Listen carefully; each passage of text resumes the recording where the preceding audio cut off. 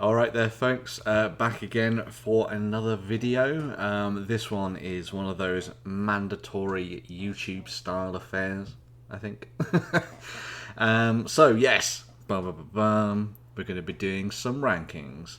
Now, I haven't played the Middle-earth strategy battle game too much in its latest edition, so to rank these factions from the good side of the armies of the Lord of the Rings would kind of be a bit weird, because there are other channels out there that do it a lot better than I do. Go and check out people like Conquest Creations and all that kind of stuff to find out a little bit more about that. But I'm going to be ranking the factions from the good side of the armies of the Lord of the Rings by the rule of cool, because the rule of cool is the way that you should do pretty much anything, I think, really. But yes, so we're going to be going through this, and I'm going to be ranking them by tier. You're probably not going to agree with most of the things that I suggest, and if you have other suggestions, just make sure to go down to the comments below and tell me what you think. Tell me your rankings. Maybe come and check this out. I'll put a link somewhere and you can do it yourself, and you can tell me what you think as well. But yes, I'm going to be going through this and just having a good old chinwag about the different factions and what I like about them. We're going to be starting things off. We're just going to go through from left to right, really. So we have Arnold. Now, where do we go with Arnold? So Arnold is one of those interesting factions. Let's see if we can find them in my lovely gallery. There they are.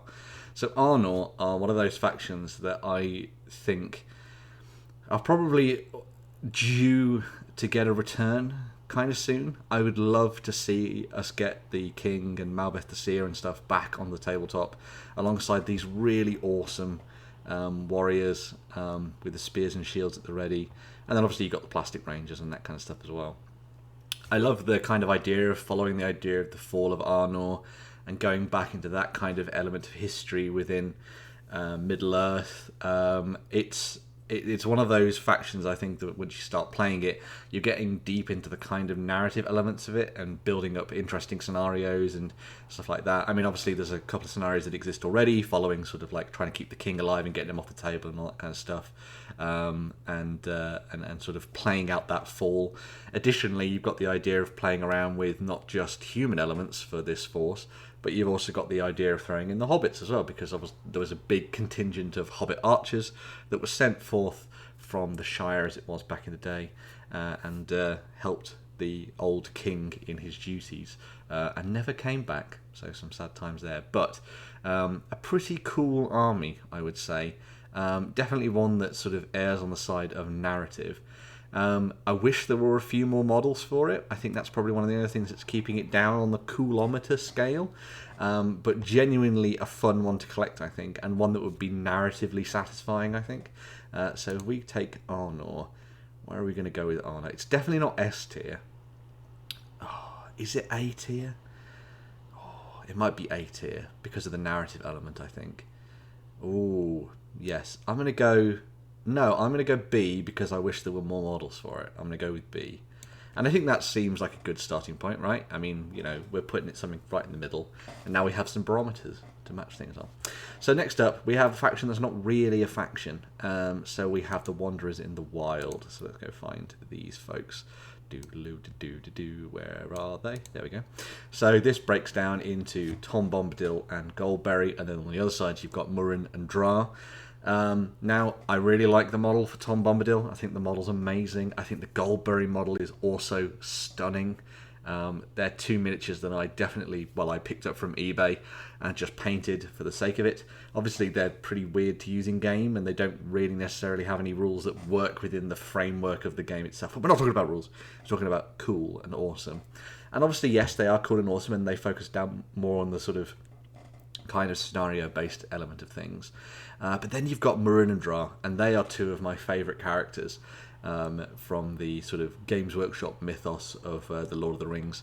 I remember seeing them in one of the supplements. I think it was Shadow and Flame had them in, possibly that one. But absolutely love the models. Again, picked both of these up and just painted them up because I love dwarves. It's interesting looking at the alliances that they can have. So they can fight alongside Kirian and stuff, but they can't fight alongside Casa de Doom. But they can fight with the Iron Hills, So you've got some interesting elements there when it comes to sort of where you build them into your army list and things. But the models themselves are really cool, and again focuses a little bit more down on that kind of sort of narrative, scenario-driven side of things with these. I really like the idea of using Murrin and Dra as potentially like scenario battle companies miniatures to use in scenarios and things. I think they'd be fun models to use for that side of things. But then, of course, you've got, you know, Tom Bombadil and Goldberry. Kind of cool, but not, like, great, I guess. As I say, they're not really a faction, so I don't really know where they should go in the list. But I'm thinking something like... I mean, they're not terrible. They're not like, ugh, I don't really like these. I mean, obviously I love all of these, but they're not like, oh, I don't really love these. But I think I'm going to go... C, I think. I think I'm going to go C. Because Murrin and Dra keep the cool factor up, but I think Tom and Goldberry kind of bring it down a little bit. I mean, I love the models, but yeah, I think I'm going to give them a C. Next up, we're going to be looking at the Druidan, so the Woes and stuff. So let's find those folks, and we can have a closer look at them. The Woes. So obviously they are the faction that helped out the Rohirrim when they were sort of marching around killing orcs and all that good stuff, and making their way through towards the southern end of Middle-earth and things. Again, very awesome. You know, you've got the Garn model, which I think is great. That fellow in the middle. And then you've got all the different Woses. But I think, again, it suffers from just not having enough to do with it. I mean, they're cool, and I like that it's the sort of another kind of slanted take on Middle-earth. Obviously, they exist within the lore and all that kind of stuff. I mean, all of these factions do. But I like the idea that they're kind of supplementary to a force rather than being a force in themselves, I suppose. Right? I mean, you can't really get your hands on the models for them either, to be honest. But I think they're kind of cool. I think they're probably coming in. I don't want to spend too much time on the Wildmen, the Wildmen, the Wild Woses and the Druidan, because again, there's not much to go on really with them. Cool idea. I like the Pukelmen. I like the idea of the big stones. I love that story of the traveller who leaned down and went to sleep on one of them, and then didn't realise that he was actually leaning against one of the Woses, the Druidan, who had just sort of like gone to sleep next to the stone brother, and he didn't know because they were so quiet and deadly and stuff. So cool. I mean, not terrible, not like D tier. But yeah, I think they're probably going to end up being around there. So I think, yeah, let's go C. Let's go C for those. So then we have the Dead of Dunharrow. Okay. So obviously this range has had a little bit of a refresh recently. They got the new Plastic King model. I mean, I say recently, in the last couple of years. They got the new Plastic King model, which was cool. And they got the updated Standard Bearer and that kind of stuff as well. But in essence, they're just ghosts. And as cool as like the King of the Dead is, they're just ghosts. And I'm not sure that that's enough to sell them. And I think I might actually have to be quite quick on this one, because like I enjoy the theme of them, but I'm not sure that I would have a lot of fun painting them. They'd be easy because you'd obviously get it all done fairly quickly. And you get it down to the tabletop nice and easily. But I don't think they'd feel very satisfying to play, and I don't think they'd feel very satisfying to look at. Again, a supplementary thing to a force. But I genuinely think I'm going to have to put them in D. That might upset some people, but yeah, by rule of cool, in my opinion, obviously, I'm going to say that they are a D tier faction. So there we go. I mean, that was quite easy. Next up, we have Fangorn. So that means Treebeard. And the Ents. There we go. Now, I am a massive fan of Ents. I love the section in the Two Towers with the Ents talking to Merry and Pippin. And the sort of siege of Isengard and the sacking of Isengard is amazing. Really good to watch. Really cool models. I love the new Treebeard. Quick Beam looks fantastic. Expensive, obviously, but fantastic. I'm really close to buying at least Treebeard, and then maybe trying to sort of make some Ents, maybe perhaps, rather than just having to use the plastic kit from Games Workshop. But really like the models.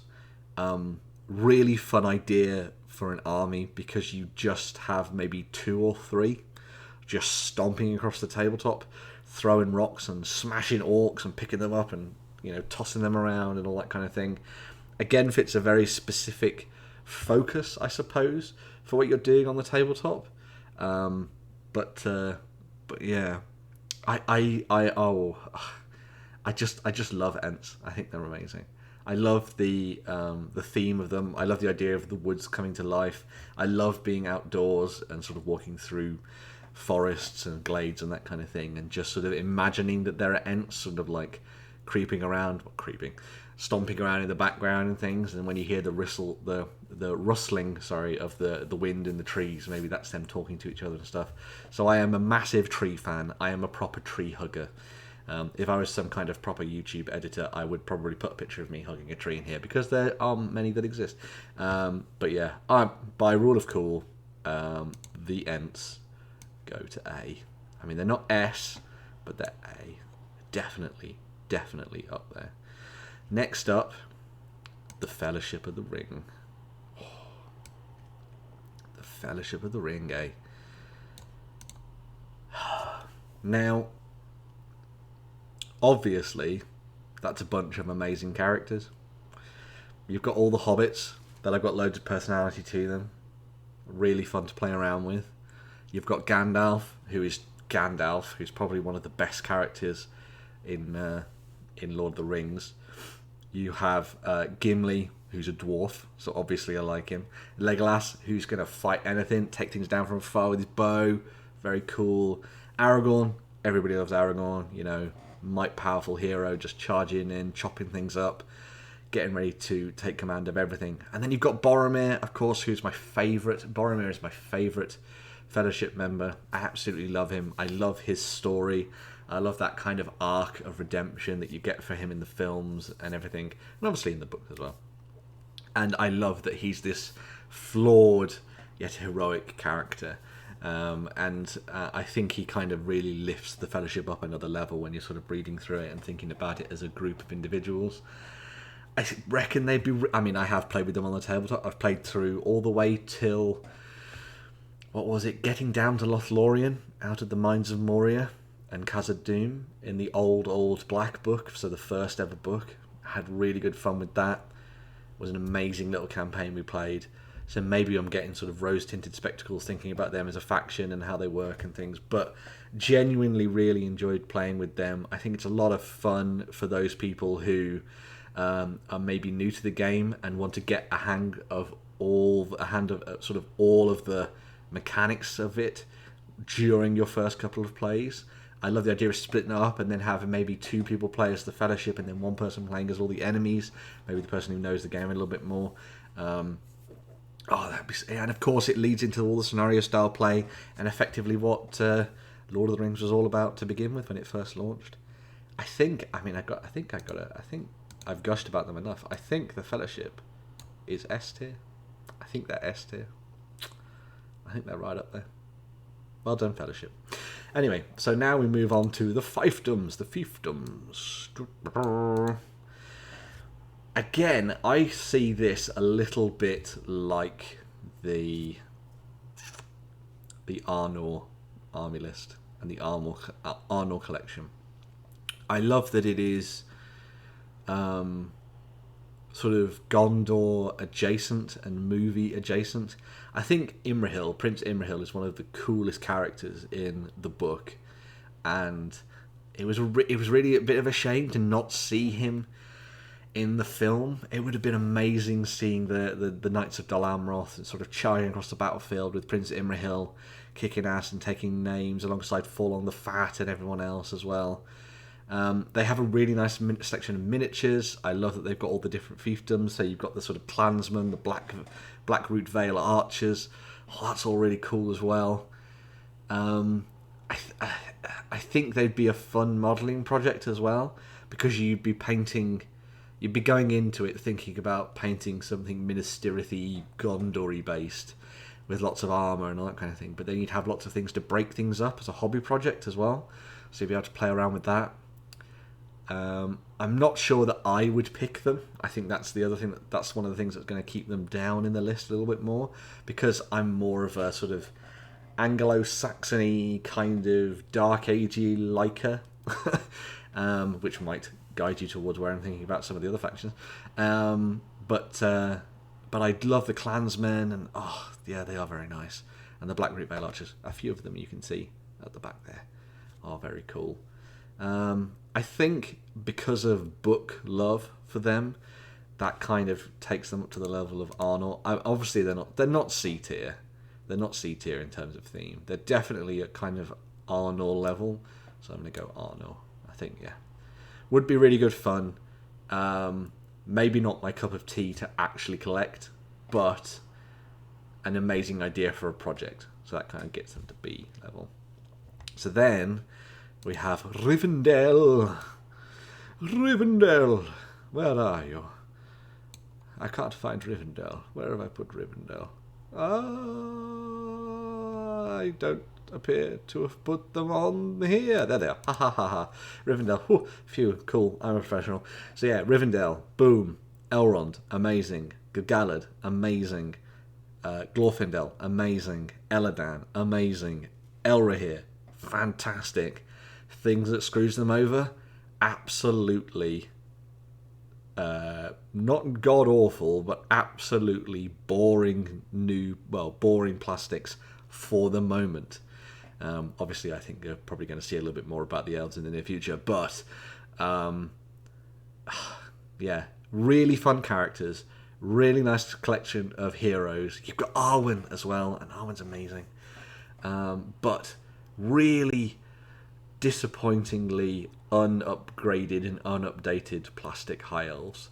So you've got all those samey sculpts for a lot of them. They're still held up, I think, in terms of detail, but I'm not a massive fan of them now, considering some of the more dynamic stuff that we've got for different armies, and even some of the later plastic kits that came out towards the tail end of the game coming out, which obviously is still quite a way down the line when it comes to things. But yeah, so amazing characters. Not a fan of the plastic models, as you can see there. And again, really fun to play with if you're looking for something a little bit more powerful, I think. So where am I going to go with these? Because I really like Glorfindel. But I think... and I would collect them, and I do have them sitting on my desk. It's got to be B. It's got to be B. I'm going to have to put them in B. B for Rivendell. B for Rivendell. They're going there. I'm sorry, but your plastic miniatures bring you down a little bit more. And you're not one of my favourite armies that I'd want to collect, I suppose. So, now for one of the big ones. If anybody knows me, I do love my dwarves. So we're going to look at Casa de Doom. Really awesome miniature collection. Love the Durin model. Love the old-fashioned metal version of Balin. Mardin's amazing. You've got flowy stone hand. You've got really good plastic kits for both the Rangers and the Warriors. The Khazad Guard look great. I love the sort of King's Champion with his two banner bearers. That's really fun as well. Also allows you to dive in. Well, you could paint the army very, very quickly. Just play around with a lot of metallics and then add sort of like greens and yellows in to sort of make the different uniforms, and away you go. Beards make every miniature look great, I think, because you can kind of draw the focal attention. It's like a little bit like having the whole sort of like faces and bases thing. Dwarves, you've got the extra added focus of the beard, which can really sell a model, which I think is really nice. So really fun for hobby, really cool to collect the models. A fairly decent range as it stands as well that you can pick up and play around with, and fairly easy to get your hands on as well. Obviously a cool storyline, because you can approach it from very different ways. You could either go back all the way to the time of Durin, and you could play out the fall of Casa de Doom and digging too deep and fighting against the Balrog and all the goblins. Or you could play Balin's expedition into Moria, and you could play that side of things, and you could fight out the last fall of Balin in Balin's tomb in Maranzabul. I think that's how you say it. God, someone correct me, please. But anyway, it's that chamber. It's the chamber of Marazabul, somewhere in there. Really fun idea for scenarios and army building and having fun with that.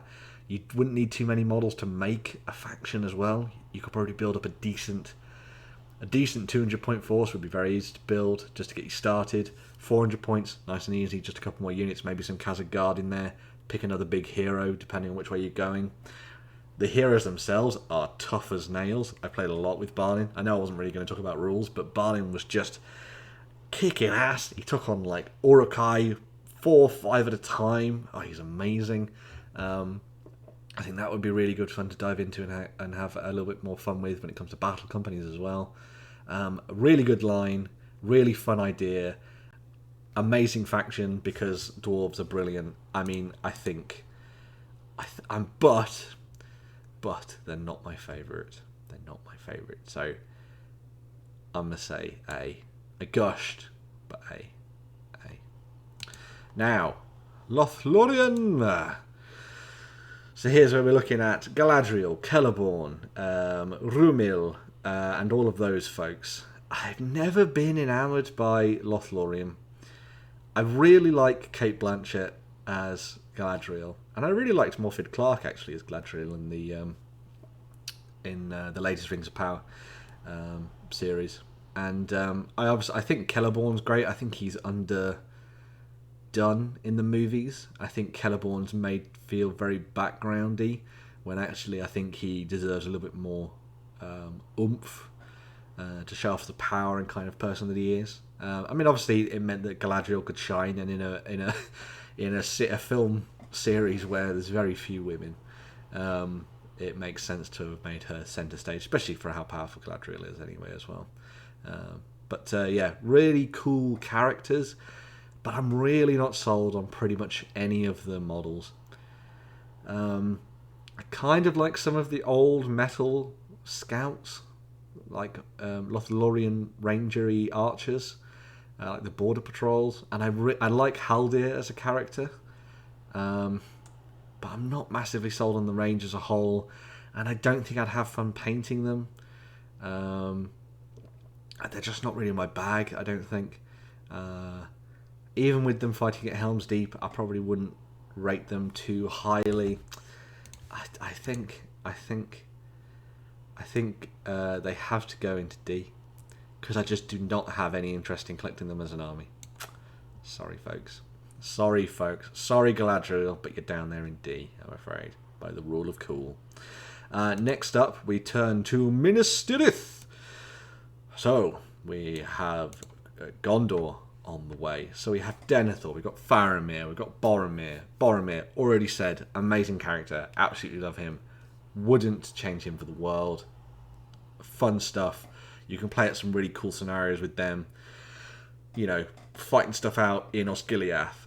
You could do Boromir's journey from Minas Tirith all the way to Rivendell, and you could play out a really cool campaign based solely around that. A decent miniatures line.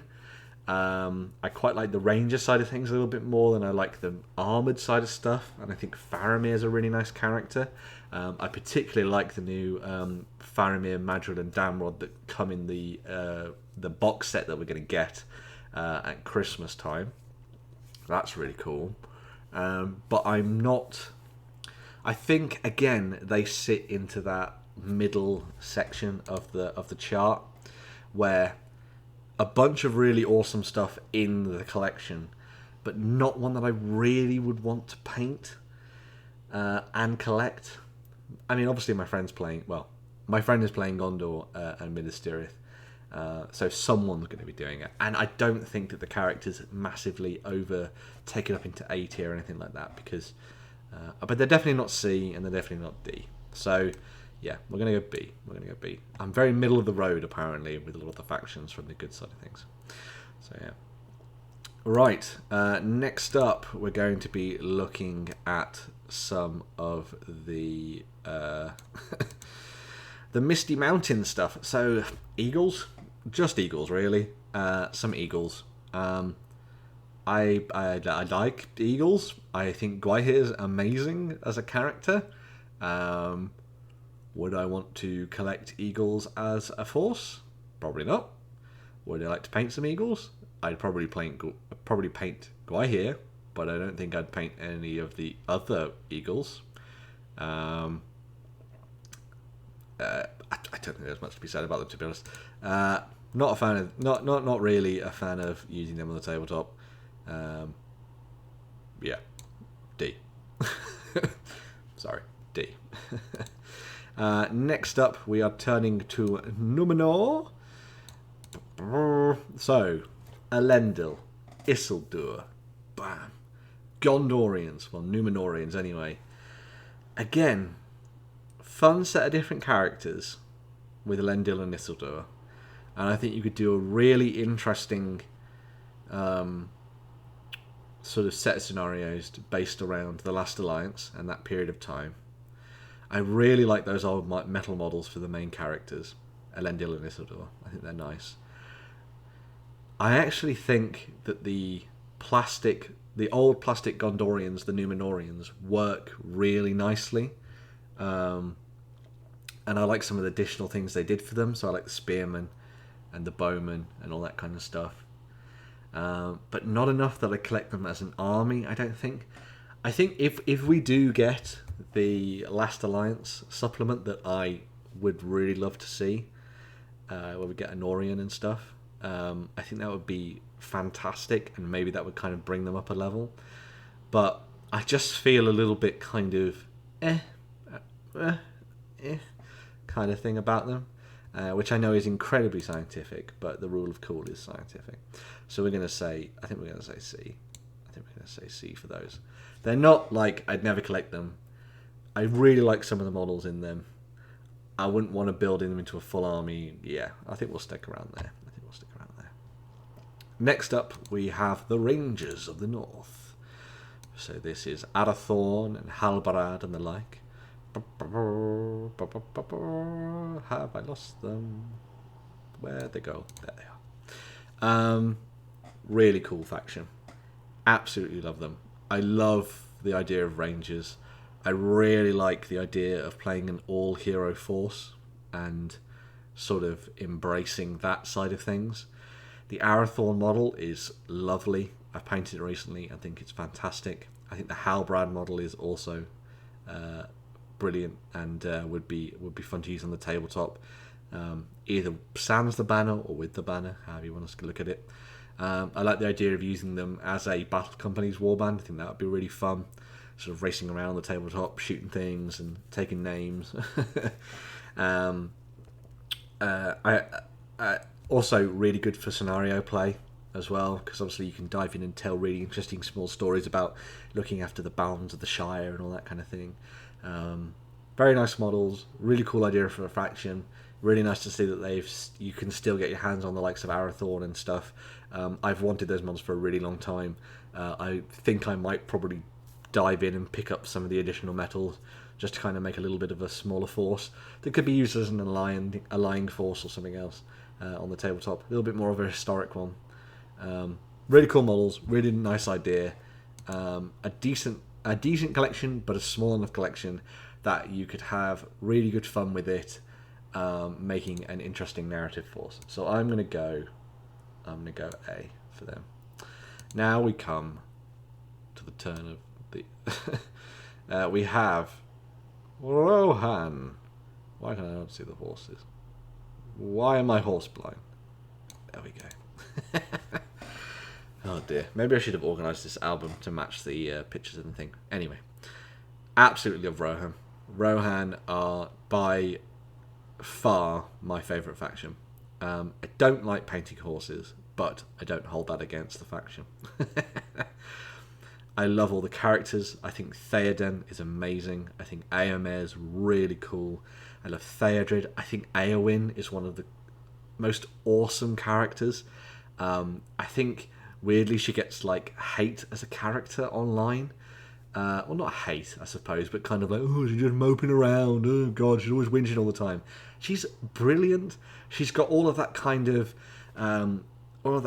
human qualities that I love about Boromir, where he feels like he's a complex individual, but she then takes on, the mantle of Durnhelm and rides into battle and fights the Witch King of Angmar and slays his fell beast and kills him with the aid of Merry, and does all this amazing stuff, and the whole theming around the Rohirrim has got that amazing Anglo-Saxon sort of Dark Age vibe to it that I love from actual history.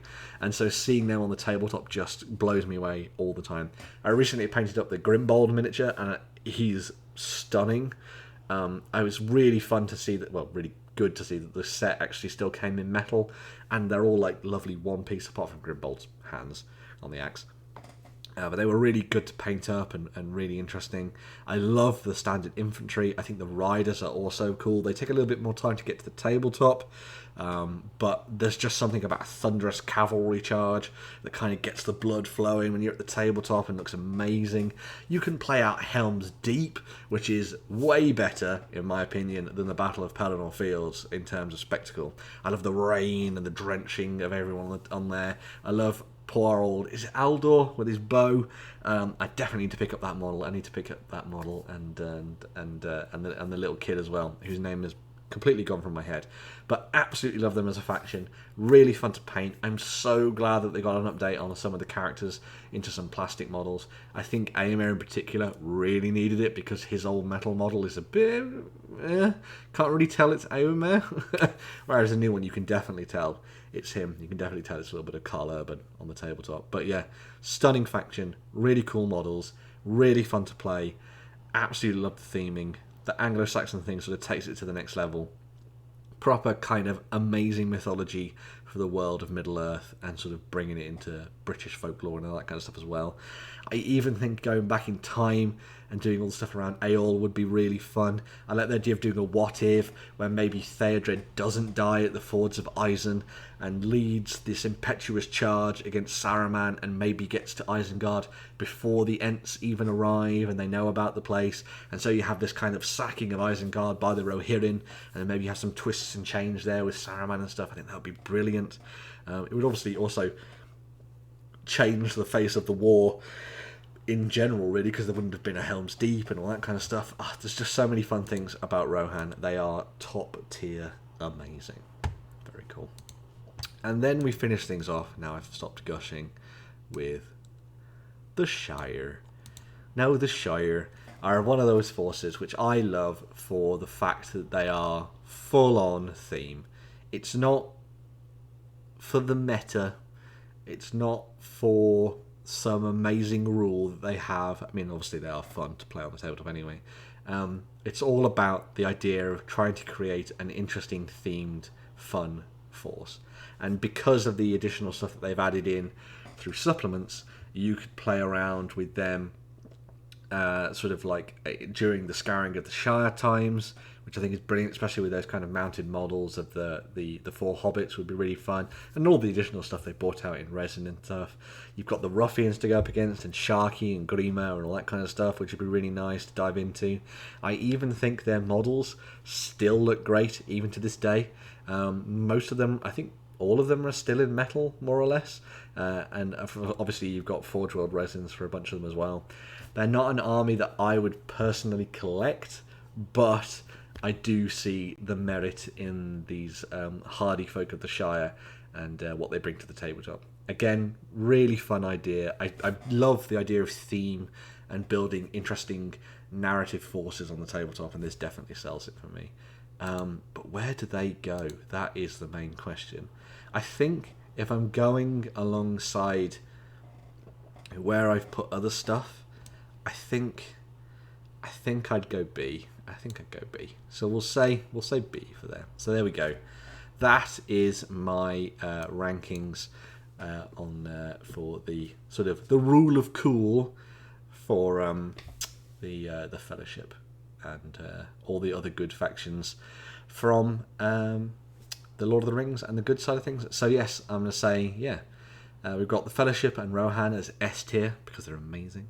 Then we've got Fangorn, the Dwarves of Casa de Doom, and the Rangers of the North in A. And you've got Arnold, the Fiefdoms, Rivendell, mainly because of the characters, Minas Tirith, mainly because of Boromir, and the Shire in B. Then we've got in C, we've got some fun characters, but definitely not ones that, I'm overly drawn to in terms of a larger thing. So you've got Bombadil and the Wanderers of the Wild there, which is kind of a weird one, I suppose, because it's not really a faction. You've got the Druadan there too. Interesting idea, just not something I want to take to the next level. And then, of course, Numenor. And then at the bottom, we've got the Dead of Dunharrow. We've got the Wood Elves of LotR. I mean, I love you, Galadriel, but I'm just not overly sold as you as a faction and painting you. And then, of course, the Misty Mountain Eagles as well. So, yeah. But anyway, there we go. So that's the end of the video. I would love to hear what you think. Hopefully you've got all the way to the end of this and you're not just skipped right to the bottom, right to the last 30 seconds of the video and seen what my tier list is. You actually listened to my ramblings as you've been doing some painting, hopefully. But yeah, absolutely love all of the factions from good. There are just some that are better than others.